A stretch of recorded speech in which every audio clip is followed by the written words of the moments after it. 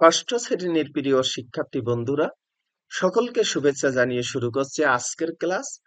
আজকের আলোচনার বিষয় অনুশীলনী 2.1 থেকে 3 ও 4 নম্বর প্রশ্নের সমাধান নিয়ে আলোচনা করব। 3 নম্বর প্রশ্ন, নিচের সমতুল অনুপাতগুলোর খালিঘর পূরণ করো। ক নম্বর প্রশ্ন আছে 2:3 সমান 8 খালিঘর। খালিঘরে কত বসবে সেটা আমাদেরকে নির্ণয় করতে হবে। আমরা ধরি খালিঘর সমান ক। তাহলে আমরা লিখতে পারি 2:3 সমান 8:ক। এ খালিঘরের পরিবর্তে ক লিখলাম। অনুপাত থাকলে আমরা এভাবে ভাগ আকারে লিখতে পারি। এই 2:3 কে আমরা লিখতে পারি 2/3 সমান 8/ক। এবার আমরা 8 গুণন করব। ক গুণ 2 সমান 8 গুণ 3।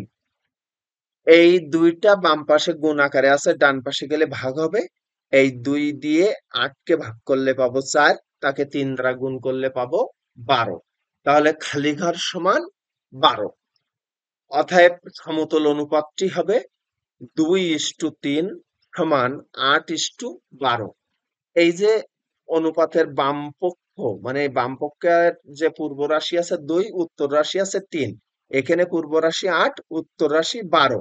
আমরা যদি এই অনুপাতকে, মানে এই পূর্ব রাশি ও উত্তর রাশিকে 4 দ্বারা ভাগ করি, 8 কে 4 দ্বারা ভাগ করলে পাবো 2, আবার এই 12 কে 4 দ্বারা ভাগ করলে পাবো 3। তাহলে তোমরা বুঝতেই পারছো যে 2:3 এর সমতুল অনুপাত হলো 8:12। খ নম্বর প্রশ্ন দেখো, 5:6 সমান খালিঘর 36। তাহলে ধরি খালিঘর সমান ক। তাহলে আমরা লিখতে পারি 5:6 সমান, এই খালিঘরের পরিবর্তে ক লিখলাম, 36। 5/6 সমান ক/36।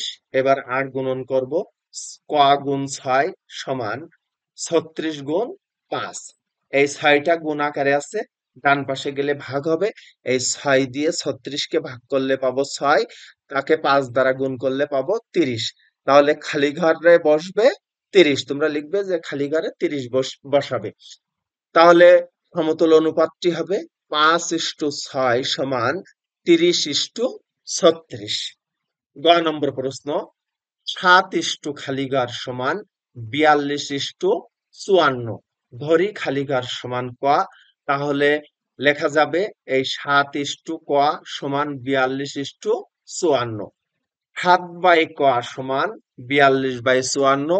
একইভাবে 8 গুণন করব। ক গুণ 42 সমান 54 গুণ 7। 42টা বাম পাশে গুণ আকারে আছে, ডান পাশে গেলে ভাগ হবে।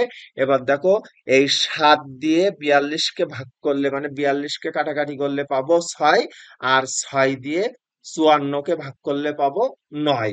তাহলে খালিঘর সমান বসবে 9। অতএব সমতুল অনুপাত হবে 7:9 সমান 42:54। ঘ নম্বর প্রশ্ন, খালিঘর 9 সমান 63:81। ধরি খালিঘর সমান ক। তাহলে লিখতে পারি ক 9 সমান 63:81। একইভাবে লিখতে পারি ক বাই 9 সমান 63/81। আর গুণন করব। ক গুণ 81 সমান 63 গুণ 9।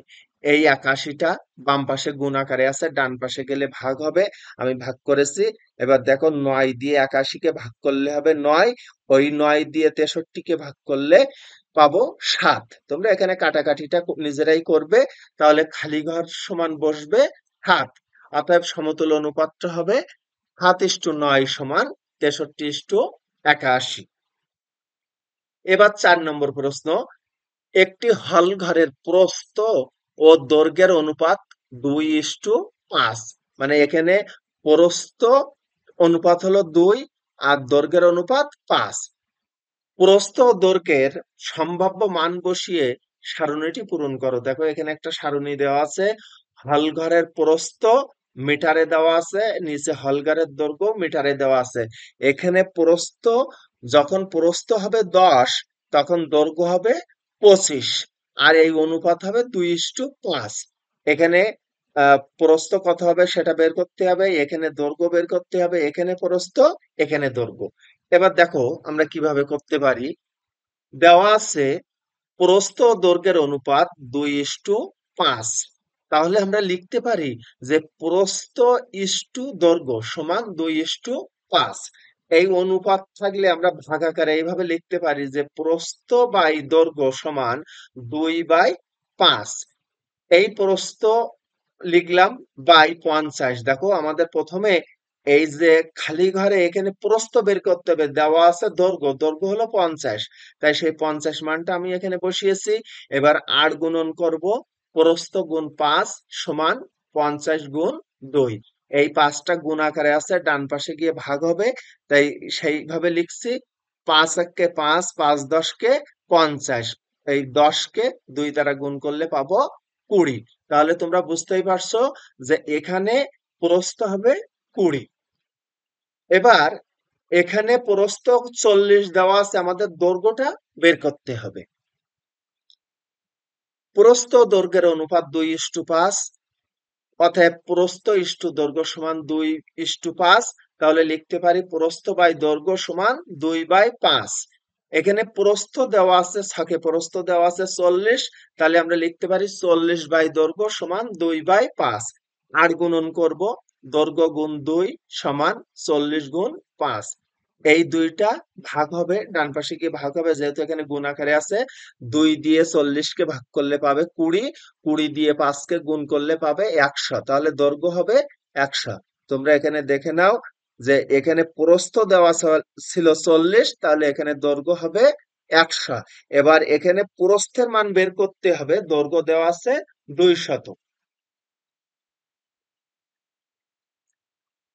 প্রস্থ ও দৈর্ঘ্যের অনুপাত 2:5, প্রস্থ ইস্টু দৈর্ঘ্য সমান 2:5। তাহলে লিখতে পারি প্রস্থ বাই দৈর্ঘ্য সমান 2/5।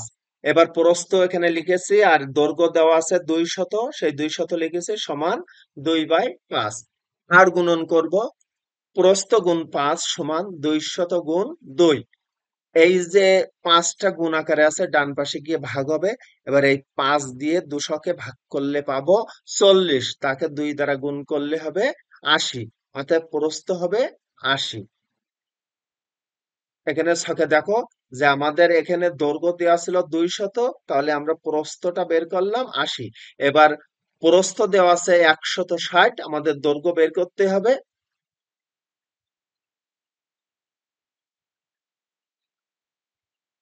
প্রস্থ ও দৈর্ঘ্যের অনুপাত 2:5, প্রস্থ ইস্টু দৈর্ঘ্য সমান 2:5। একইভাবে লিখতে পারি প্রস্থ বাই দৈর্ঘ্য সমান 2/5। প্রস্থ দেওয়া আছে 160, সেটা লিখেছি, আর গুণন করেছি। এবার এই যে 2 গুণ আকারে আছে, ডান পাশে গিয়ে ভাগ হয়ে গেল, তাই 2 দিয়ে 160-কে ভাগ করলে পাবো 80, 80-কে 5 দ্বারা গুণ করলে পাবো 400, তাহলে দৈর্ঘ্য হবে 400।